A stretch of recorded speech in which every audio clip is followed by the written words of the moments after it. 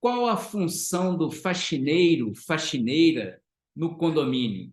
Eu sou Márcio Paranhos, editor do Jornal do Síndico, e estamos iniciando mais um Comorar. Afinal, morar bem pode ser mais fácil do que parece. Antes de chamar o nosso convidado, gostaria de pedir a você, como sempre, que se inscreva aí no nosso canal, que acione o sininho para ser notificado quando novos vídeos entrarem no ar e que dê o like. Não custa nada e isso ajuda esse vídeo a ficar mais disseminado aqui no YouTube. Hoje com a gente aqui, mais uma vez, Jorge Jabbour, que é o diretor da JB Conservadora. Tudo bem, Jorge? Seja bem-vindo aí mais uma vez no Comorar. Tudo bem, Márcio? Obrigado. Obrigado aí por participar desse canal maravilhoso, Comorar, por ajudar aí nas informações junto com o Jornal do Síndico. Então, Jorge, eu sei que é um especialista nessa área aí, de terceirização de mão de obra, lida com isso 24 horas por dia, se a gente pode dizer assim. E a gente começou falando num outro vídeo que a gente gravou sobre o zelador, e eu falei assim que muitos síndicos não sabem até onde pode pedir as coisas para os funcionários, qual que é a atividade que ele deve desenvolver ali no condomínio. E aí eu te pergunto, do faxineiro, faxineira, qual que é o papel e quais são as atividades que um faxineiro deve desenvolver no condomínio? Bacana. Essa aí acho que fica mais fácil porque o objetivo principal, ao meu ponto de vista, é cuidar do bem-estar, cuidar da saúde, né? Quem não... A limpeza ela está associada à saúde e ao bem-estar, né? Então, não pode ter barato, não pode ter rato, então a sujeira atrai muitas coisas ruins. Então, o papel dela é manter esse ambiente limpo e higienizado. E aí a gente tem que entender, é faxineiro ou é profissional da limpeza? É uma coisa que a gente trabalha bastante aqui. Então, tem que saber qual tipo de piso, qual tipo de ambiente, qual tipo de mercadoria, de equipamento, qual tipo de material para usar. Então, ou seja, se a gente está falando de limpeza, limpeza amadora, é uma coisa. Se a gente está falando de uma profissional de limpeza, é uma outra coisa. E aí tem muito embasamento técnico, conhecimentos de limpeza, que as pessoas às vezes, limpeza, não. Dentro de um ambiente de condomínio que você limpa o mesmo local várias vezes, né? Pensa a entrada, a portaria. Quantas vezes você limpa aquele chão? Você não limpa na sua casa. Então, dependendo do produto ou da maneira que você vai utilizar, você vai danificar aquilo, né? O volume de vezes que você vai fazer aquela limpeza, você pode prejudicar a saúde do funcionário ou a sua própria saúde. Então, é um outro nível, é um outro patamar de limpeza. Ela não deve ser confundida com uma limpeza doméstica que todos nós fazemos um pouquinho, né, dentro da nossa casa. Mas, Jorge, você falou esses cuidados aí, com os equipamentos e também com os produtos, voltando a dizer, você é um especialista, trabalha nessa área há muitos anos, e eu sei que promove muitos cursos, muitos treinamentos para os seus funcionários. Mas a gente aqui lida com condomínios comerciais, residenciais, que muitas vezes contratam o funcionário pelo próprio condomínio, Quer dizer, esse faxineiro ou faxineira que está lidando ali com equipamentos, materiais, às vezes até tóxicos, ele deve, acredito eu, utilizar determinados equipamentos de proteção individual, os famosos EPIs, Sim, O condomínio ele pode ser responsabilizado. Eu acredito que assim, o condomínio tem a obrigação, de colocar esse uniforme, esses equipamentos à disposição do funcionário. O condomínio que não faz isso, ele está sujeito a alguma sanção, assim, ele pode ser penalizado de alguma forma? sem dúvida alguma, sem dúvida alguma. É um direito do funcionário correr atrás dos seus direitos, né? E é um dever do empregador, seja conservador ou seja condomínio, defender. Mas antes dessa responsabilidade financeira, eu acho que tem a responsabilidade social, né? Cuidar do ser Claro. humano. E o EPI, o próprio nome diz, é equipamento de proteção individual. Então, e não é só fornecer, é como fornecer, qual que é a luva, qual que é a bota. Então, a luva, por exemplo, que é o mais comum, se a pessoa usar 8 horas o dia inteiro com a luva, ela também está usando errado. Então, tem cliente que acha, não, tem que usar o dia. Não, porque a mão tem que respirar. E eu não preciso da luva para fazer uma varrição simples, por exemplo.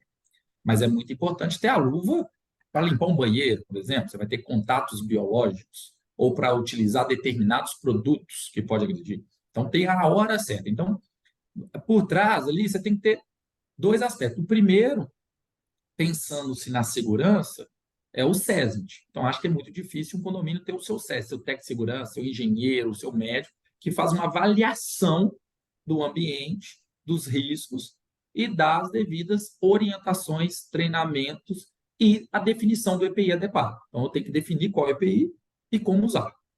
E também uma parte técnica que, além do SESMIT, né, de todo esse cuidado, que é o PGR, o PCSO e tudo, você tem os exames médicos. Então, você tem que ter um médico que faz os exames, sei lá que aquela pessoa ela está saudável para fazer aquele tipo de atividade, para trabalhar com aquele tipo de produto. Então, você tem exame que também está dentro do SESMIT. E você tem a parte técnica de limpeza. É como utilizar. Porque também não adianta eu entregar o produto, entregar o equipamento, entregar o EPI e estou usando errado, né? Então, a maneira de colocar a luva na mão vai. O que adianta colocar? Eu usei, aí depois eu pego a luva e peguei no produto, peguei na luva contaminada. Também não adiantou muita coisa. Então, a gente investe muito, muito em treinamento. Treinamento, treinamento, treinamento. Aí depois vem fiscalização, fiscalização, treinamento, fiscalização, treinamento. Porque a gente lida com pessoas que precisam desse acompanhamento o tempo todo. E olha, Márcio, que é difícil, mesmo com tanto treinamento, tanta fiscalização, ainda é difícil. Porque você tem a parte cultural, às vezes a menina se sente mais confortável com um tênis, com um chinelinho, e às vezes o morador também acha que é uma exigência. Nossa, que burocracia! Será que precisa disso tudo? Às vezes não precisa, mas muitas vezes precisa. Então tem que ter um corpo técnico muito forte por trás para apoiar a vida, a saúde do funcionário e a saúde financeira do condomínio, né? Porque se fizer tudo errado, por mais que não agride a saúde e tudo, não tem. Então, é muito comum um profissional da limpeza, um faxineiro, entrar na justiça pedindo a insalubridade. 40% do, sabe, a coisa mais comum, acontece aqui, acontece em tudo quanto é lugar. E vai ser obrigação nossa provar que a gente fez tudo. Está aqui o treinamento, está aqui os EPIs, está aqui tudo, está aqui a avaliação do ambiente feito por um engenheiro do trabalho que foi lá. Se não tiver tudo isso, acho que é muito difícil um advogado conseguir evidenciar o gosto. Então, a gente começa a ver que o serviço próprio, né, o condomínio que contrata o seu funcionário próprio, em tese, ele tá assumindo uma responsabilidade porque ele não vai ter uma estrutura toda atrás dele para fazer isso. E quando ele não tem, ele toma decisões amadoras. Muitas vezes ele traz o trabalho dele, traz alguém, pessoas que têm muitos conhecimentos, ajuda bastante, né? Hoje tem síndicos profissionais com bastante conhecimento, mas um síndico não é médico, não é técnico de segurança, não é especializado em limpeza e às vezes comete alguns erros. E, como todos nós, se eu cometi um erro, às vezes eu pago por ele, né? Pois é. Você falou essa questão aí do tênis, do chinelinho. A gente visita muito condomínio, sabe, o Jorge? E eu reparo, né? Por estar nessa lida aí, a gente acaba reparando em quase tudo, né? E o que eu mais vejo é faxineiro, faxineira ali de chinelinho, né? Passando pano de chão sem uma luva. É, quem que pode tomar uma atitude? Porque você falou essa questão do lado humano, né? Do funcionário, você cuidar da segurança dele. Tem os dois lados, né? Tem o síndico que presta todo esse suporte, dando material, né? Os equipamentos de melhor qualidade, né, e solicita que o funcionário use. E tem também, né, aquele funcionário que recebe tudo isso e acha que é bobagem, né, que isso aí é frescura, vamos dizer assim, e não usa, né? O síndico ele deve chamar a atenção do funcionário até mesmo para o bem do próprio condomínio, como você falou aí, do que pode acontecer, não é isso? Perfeito. O síndico tem a obrigação, né, de acompanhar e se identificar o que é errado e corrigir. Ele não pode errar nem pela falta, ou seja, por não estar usando, e nem pelo excesso. Por exemplo, você citou aí eu vejo muito uma pessoa usando o pano, passando pano sem a luva. Mas nem sempre eu tenho que usar a luva para um pano. Depende de onde eu estou usando, qual produto eu estou usando. Agora, o que eu vejo muito, por exemplo, usar cloro, limpa-pedra, produtos altamente agressivos que vai danificar o patrimônio e a saúde do funcionário e a saúde do morador. Então, imagina um condomínio residencial, a menina está passando um limpa-pedra, um cloro, e vem uma criança descalça e pisa nesse produto. Olha a consequência. Às vezes ela é muito maior do que a gente imagina. Então, o que é o correto? O correto é usar produtos profissionais. Então, assim, é um detergente neutro, é um desinfetante e não um cloro. Lógico que tem situações que a gente tem que usar o cloro, mas são situações mais industriais. Em um condomínio é muito raro ter que usar, mas é tirar essa visão doméstica, tá? Então, esse é o problema do condomínio. A minha faxineira na minha casa usa chinelo, usa um Veja, usa não sei o quê. Né? Um Veja, por exemplo, ela tem uma composição de querosene. Então, eu Aham. poderia usar um Veja para limpar o apagador, por exemplo, da minha casa, que só tem eu e minha família ali. Agora, aquele apagador ali, ou aquela, num lugar que está todo mundo, aquele interruptor da porta, vai danificar. Vai danificar e a repetição vai prejudicar. Então, é tentar sair do mundo amador e encarar o mundo profissional. E para encarar o mundo profissional, você tem que ter muita estrutura atrás de você para se proteger. Jorge, vou fazer uma pergunta aqui que não estava no nosso cronograma, né? Mas Tá? É diante sempre da assim, nossa é assim que é bom. conversa aqui, né, a gente vê a importância do treinamento, né? Aproveitando a sua presença aqui, por exemplo, a JB, que é uma empresa que, né, terceiriza mão de obra, quer dizer, ela aloca funcionários nas empresas, nos condomínios.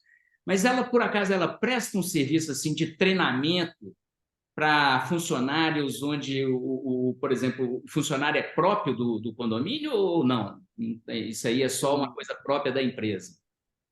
É próprio da empresa, até por ser um diferencial.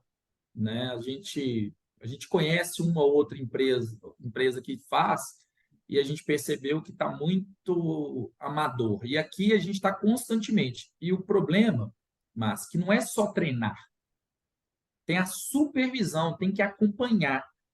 Então, é como se você ter um diploma, você fez uma faculdade e nunca mais praticou. Então, assim, como você mesmo diz, às vezes o síndico até deu o EPI, está lá em cima do cara, e o cara. Então, você tem que acompanhar. Então, você. Não adianta tirar a carteira de motorista, você tem que praticar, né? Então, dar o treinamento por si só não vai te dar garantia de nada. Então, aí, vamos lá, para eu prestar um serviço desse, eu teria que treinar e supervisionar, que é o que a gente faz aqui o tempo todo. Então, por exemplo, o nosso supervisor, que a gente tem supervisor 24 horas, o cara está lá entregando o uniforme, está lá fazendo a fiscalização, mas aí ele está o tempo todo vendo. O que é supervisão? É uma supervisão. É alguém que está treinado para ver o que o morador, o leigo, não está vendo. Para quê? Para intervir, para trabalhar o preventivo. Senão, eu vou trabalhar só corretivo.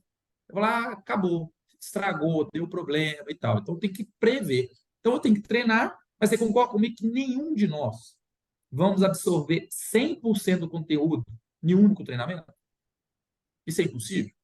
Então, Verdade. eu acredito na frequência do treinamento. Então, eu dou um treinamento na minha admissão, que é um treinamento mais robusto, mais horas, mas essas supervisões, essas constantes visitas, em todas elas eu tenho mini treinamentos.